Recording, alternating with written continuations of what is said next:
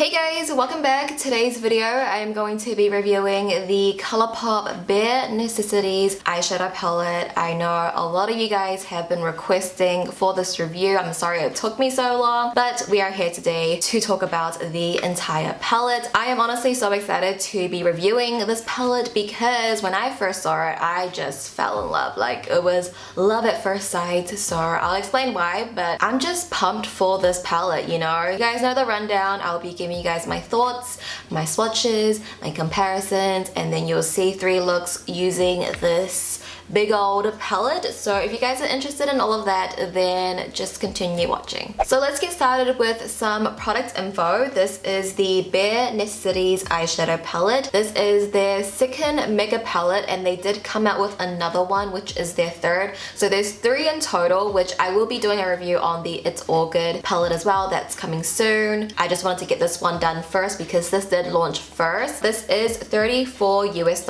and it does come with 30 eyeshadows. There are no pressed glitters in this palette, which I think a lot of you guys will be really happy about because I know a lot of you guys don't like the pressed glitters. You will get 20 mattes and 10 shimmers slash metallics. This palette also did launch with a brush set that I wasn't able to pick up when I got this palette. It's actually still sold out. Like, it's been sold out since forever, since it's launched, I feel. I don't have the brushes to try out for you guys, but my friend Denise has it and she really likes it. I'm sure it's good. I will pick it up once it's back in stock, and I'll film like a get ready with me with it, or just like a dedicated review on it. I don't know if you guys want to see that. I will review it eventually once it comes back in stock, but for now we're just gonna talk about the palette alone. So in the intro I said that when I saw this palette it was love at first sight, because when I saw this mega palette on Instagram I was like, this is give it to me straight. Like, these vibes, this tone is give it to me straight in a mega palette, and I was just so excited because give it to me straight is one of my favorite eyeshadow palettes. Like, it's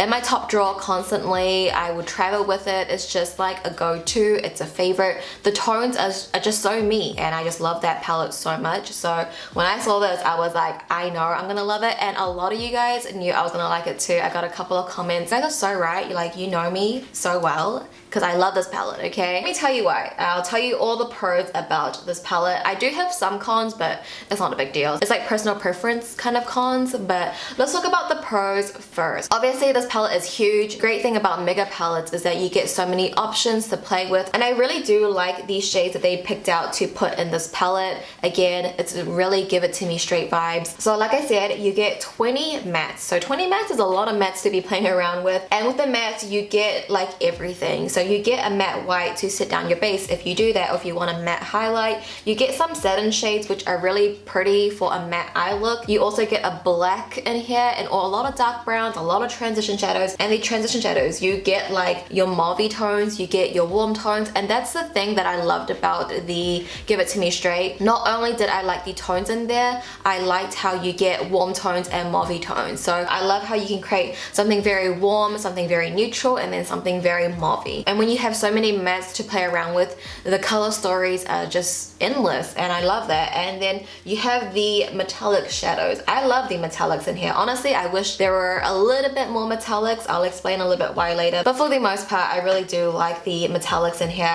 Very beautiful. Everything is just a cohesive vibe. And obviously within my 3 looks I could not use all of these shades within my 3 looks, but just watching everything felt beautiful. Everything was pigmented. So now let me talk about my little cons. Honestly, they're not really like big cons. It's honestly just personal preference. So the first con that I had is that this first row and almost second row of transition shadows are kind of useless to me. So you get In the Bluff, On Holiday, and Banter. I feel like that was just a little bit unnecessary. They're just so light. They're almost very similar in tone that we could have just had 1 or 2 and then maybe added an extra metallic shadow. But that's just like a very small con, and that's very personal. I just feel like I have no use for these 3 mattes on top. I feel like I could have just done with more metallics there maybe. Other than that, it's just 3 shadows that I personally felt like I didn't really need. Everything else I feel like is a necessity.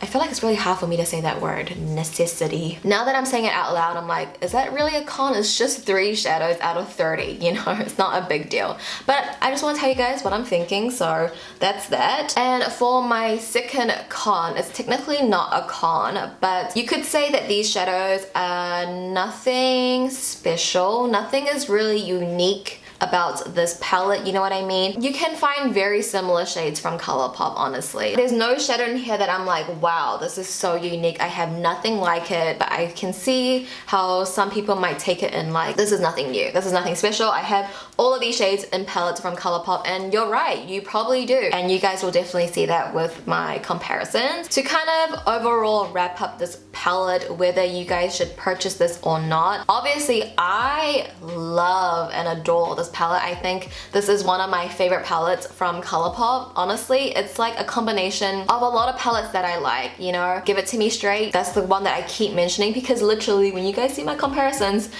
it's pretty comparable. You know, I don't want to say it's a dupe, but it's pretty comparable. It has double entendre elements, which is another favorite palette. It has California Love, Brown Sugar. Like, it has a mixture of those kind of palettes into one huge palette. And if you're a person that likes to travel with a big palette having options, then this is like great for you. So I personally would recommend it. I love it. I'm gonna get my use out of it. I love the aesthetic. I love the tones. I love everything about this palette, honestly. So I highly recommend it. But if you're on the budget, you're not really a makeup collector, if you have palettes like Give It To Me Straight, Double Entendre, Fluttered By, Brown Sugar, if you already have those palettes, then I don't really think it's necessary for you to go out and purchase this palette. It is $34, even though it's affordable, it's still, you know, $34 US. So I don't think you really need it. It's not really gonna extend your collection because the shades are quite similar. You could honestly do without it. But if you are someone new to ColourPop, you don't have any eyeshadow palette from ColourPop and you're on the budget, I personally would say get this palette because you do save more money. Obviously, when you buy something that's bigger, it has more mils, for example, like perfume, it's always cheaper to buy the bigger item. So if you have no palettes from ColourPop, you just want like an everyday palette, then this is a really, really great one to get. It just covers everything. If you're in that category, then I would say like go and get this palette. But then if you're a makeup collector and you have Give It To Me Straight, Double Entendre, and you love those palettes and you want more, then this palette is great for you too because it will give you more. It really just depends on what's your budget, what you're looking for, what you already have. But either way, if you do decide to purchase this palette, I really do think it's a great palette to have. Now I'm really hyping this palette up, and I honestly get really nervous when I do hype up a product because I feel like I'm talking so highly of it, and what if you guys go get it and you don't like it, and it's like, are they gonna lose trust in me? But it's just personal preference. These are just my kind of tones, and the moment I saw this palette, I knew I was gonna love it. So yeah, I feel like a lot of you guys knew that as well. But yeah, anyway, that kind of wraps up my review on the Bare Necessities palette. I do want to insert the comparison clips here instead of adding it in later because I do want to talk over it. So the way I did my comparisons for the video today, usually I do compare each shadow to another shadow, but this time I compared this palette as a whole to another palette. If you guys saw my Fenty video, kind of like that, I just thought when it comes to a palette like this where everything is quite neutral, there's just going to be so many comparisons, you know what I mean? So I thought it would be more helpful to compare it to palettes. So hopefully that is okay with you guys. Let me know your feedback if you guys like me comparing a palette to another palette, or you like me comparing individual shadows to other single shadows. I think for mega palettes, comparing it to smaller palettes is better. But yeah, just let me know your thoughts. For the first comparison that I'm going to put up now is Give It To Me Straight. I think this is the most comparable palette from ColourPop to Bare Necessities. You can see there's a lot of comparable shades, and even if it's not the same, they have that same undertone and base, you know, the same vibe. So if you like Give It To Me Straight, you'll definitely like Bare Necessities. It's just like an extension, an older, bigger sister, you know what I mean? Next comparison is the Double Entendre palette. So I feel like the warm tones from the Double Entendre and Bare Necessities has that common factor Chapter, which you can see in here, similar tones. I also have California Love as a comparable palette. There's only 5 shades, so it's not too much of a comparison, but you can see the similar brighter oranges, and Bare Necessities does translate into California Love. I also have You Had Me at Hello as well. If you look at it overall, you won't get a similar vibe, but again, there are 5 shades in there that I thought were kind of similar. Next we have Flutterby. Flutterby also has a little bit of that mauve and warm tone color story, but it's a little bit more mauve than warm, if that makes sense. So you do see that little similarity there. We then have Brown Sugar. Brown Sugar is just like a really good 9-pan warm tone palette, so obviously it was easy for me to find some comparisons there. I did add in Going Coconut. This is not really comparable, but I just added it in anyway. It's only 4 matte shadows that were kind of comparable. I wouldn't say it's like a dupe or anything. And lastly, we have Fortune. I think Fortune, with the brighter colors and some of their metallics, does have some similarities to the Bare Necessities. So those were all of the palettes that I compared to the Bare Necessities. Obviously there are some other palettes that could have been compared to, but I just wanted to get palettes that had the most comparison. So if anything, Give It To Me Straight is the most similar, and I feel like we all kind of knew that, to be honest. Like, I feel like when we all first saw it, we're like, wow, Give It To Me Straight's older sister. So yeah, those were my comparisons. I just gave it to you a bit early because I wanted to talk over them, but now we can move on to the swatches and then my 3 looks.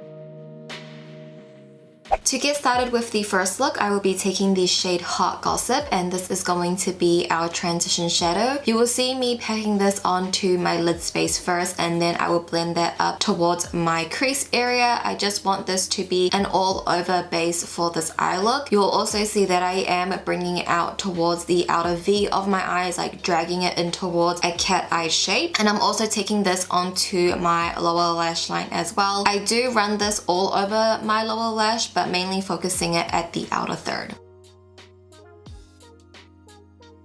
We then move into the shade Tabloid, and this is going right at the outer third of my eyes, just really deepening out that outer corner, just using circular motions first and then blend that up towards the transition shadow once again. And I'm also taking this onto my lower lash line as well, but only at the outer third, and you can see that I am trying my best to connect those shadows at that point. Now taking the shade Taboo, I am pretty much doing exactly the same thing, just working that into the outer third, just really building up that intensity and that kind of puppy eye shape, and also taking that onto my lower lash line once again, but only at the outer third. Next, I will be taking the shade Tease Me. I'm going to use that at the inner third of my lid space just to brighten up the area a little bit first, just to act as sort of a base. But then I will take the Talk and I'm going to put that directly on top of Tease Me at the inner third of my lid space. I didn't use this shadow wet because I do want this to look a little bit more subtle. So I just want those little glitters from this metallic shadow to really reflect and just sparkle. And I also take that into my inner corners as well, just to highlight that area. And then I'll also use that onto my lower lash line at the inner third to also highlight and give that doll-like appearance once again.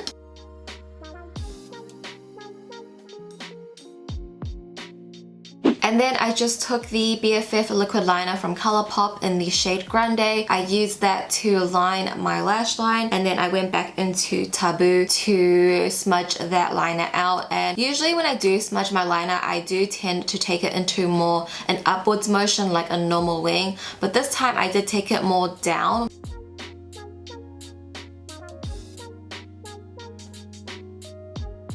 And this, you guys, is the first look completed for my lashes. I am wearing the Kiss lashes in the style Ritzy, and for my lip pairing I went with the Just a Tint lip crayon in the shade Give Me Some More. But I hope you guys enjoyed this look. It is super simple, but I love it. Definitely an eye technique that I always go to and wear in my day-to-day life. Best way to describe it is a soft glam, and I love that. So I hope you guys enjoyed this first easy look.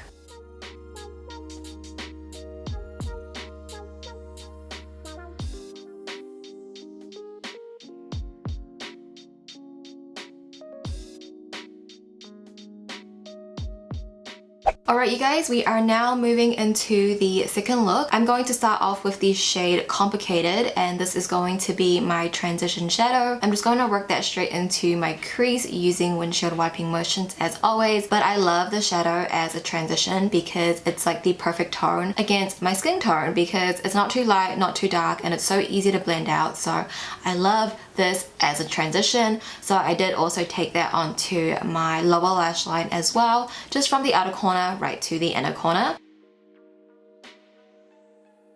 We then move into the shade Crack On, and I'm gonna first pack the shadow onto my lid space first, and then I will blend that up towards my crease area and in towards the transition shadow. Although the shadow is a little bit darker, it's more of a medium tone, it is actually really easy to blend this out. I also took this onto my lower lash line as well, but this time just pressing it up against my waterline. We then move on to the shade Stiletto, and I'm pretty much doing exactly the same thing, but I am using more of a smaller brush. It's not as fluffy as the previous brush that we used, so I'm just gonna mainly focus this at the lid space and making that area really dark. And as you guessed it, we're also taking this shadow on to our lower lash line as well. Now I'm taking the shade Revel, and I'm going to use this shadow wet by just spraying my brush. I'm going to pack this onto my lid space. So this shadow is not really like a metallic. I would say it's more of like a satin shade. Even though I'm using my brush wet, you can see that the pigmentation is not like a typical metallic shadow where it's very high shine. You can just see a subtle satin sheen, and that's actually what I really like. I think it looks really good against like a matte smoky eye. It's not too intense, it's not taking over the matte shadows, but it's still enhancing it, and every time when you turn your eyes a little bit you see a subtle sheen, and I just like that look. And lastly, for eyeshadows, I just took Idle Hour, and I used this to highlight my inner corners as well as my brow bone. Now just taking my ColourPop BFF liquid liner in the shade Grande, I used this to line my upper lash line, and then I went with bubbles to smudge that out. And then lastly, I just took my Artisty In Moisture eyeliner in the shade Coffee, and I used this to tightline my upper lash line as well as my bottom lower lash line.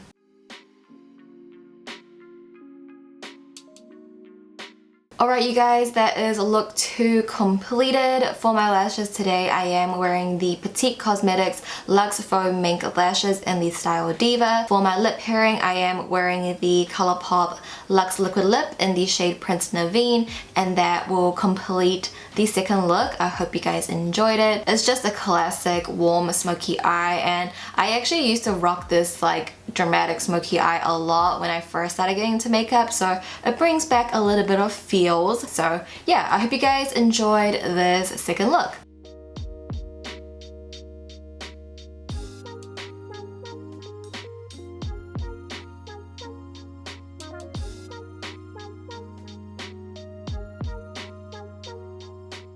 Alright, final look. We are going to start off with the shade All For You, and this is going to be my transition shadow. As always, just working that straight into your crease area with windshield wiping motions. I am blending this shadow up towards my brow bone, making sure I am getting this shadow blended out all over the crease area. I'm next going into the shade Act a Fool, and I'm pretty much packing this all over my lid space and then blending that up towards my transition shadow. The first couple of steps of this eye look is quite similar to look 2. It's going to look like a classic smoky eye, but once we cut the crease, everything changes. But for now, we are just packing this onto our lids and working that up towards our brow bone.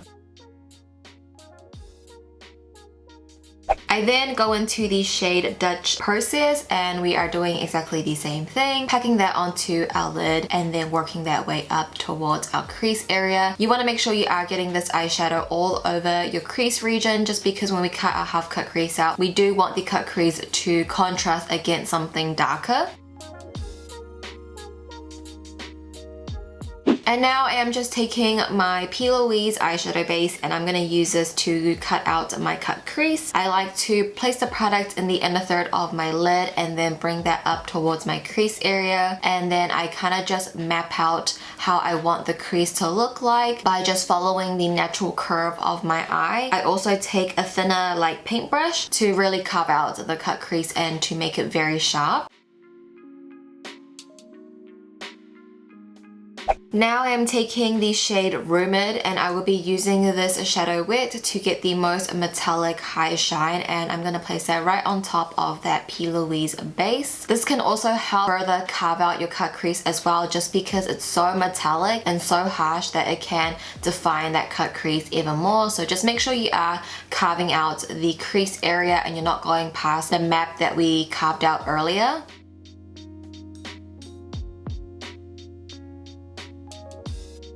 I then go back into the shade Act a Fool, and I'm going to run this all over my lower lash line, just from the outer corner right to the inner corner. And once again, going back into the shade Dutch Process, I'm going to press this up against my bottom lash line just to deepen up the lower lash a little bit more. And to finish off the eye look, I took the cream gel liner in the shade Charmer, and I used that to tightline my entire bottom waterline. Alright you guys, so this is the third look completed. For my lashes today, I am wearing the Petite Cosmetics Luxe Faux Mink Lashes in the style Envy. For my lip pairing, I went with the Ultra Glossy Lip in the shade Aquarius. But I hope you guys enjoyed this final look, just another half cut crease from me. You know I had to do a half cut crease with this palette, like it's just a must with these 3 LOOK.ONE palette. There's always a half cut crease somewhere in there. So yeah, I hope you guys enjoyed this one. The color story is a little bit different from look 1 and look 2. Alright you guys, so those were my 3 looks. Let me know which look was your favorite. I really want to show you guys that you could create a soft glam, a smoky eye, and then a half cut crease with this palette. You can honestly create so many more looks. You can create a softer look, like an everyday natural look, to a very intense, more intense dramatic look that I did. So it's just endless. I just want to kind of like give it to you in levels. So it went like from level 1, level 2, level 3 of glamness. If you guys did enjoy this video, make sure to give it a thumbs up. I would appreciate it so much if you did. Let me know your thoughts down below as well. What do you guys think of the palette? I would love to hear your opinion along with your favorite look. But that will conclude today's video. Thank you guys so much for watching. Please subscribe if you haven't already. I love you guys, and I will see you in my next video. Bye!